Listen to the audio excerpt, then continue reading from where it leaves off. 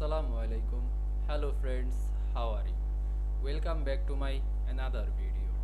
In this video, I am going to show you how to insert transparent logo in Microsoft PowerPoint. Let's get started. At first, you have to click New Slide drop-down menu. Then create a blank slide. Then go to Insert menu and click and insert a shape. Now I draw the rectangle shape and select this shape. Go to shape format menu and click this shape fill drop down menu. Now select this picture.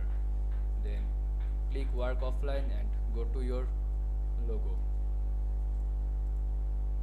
Now select this logo and insert it. Now I remeasurement this logo. Now select this logo and go to shape format option. Then click shape format drop down menu. Now click this fill ant line. Now you can increase this opacity, transparency.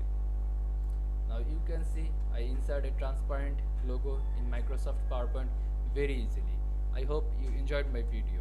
Please like, comment, share and subscribe my channel. Thanks for watching.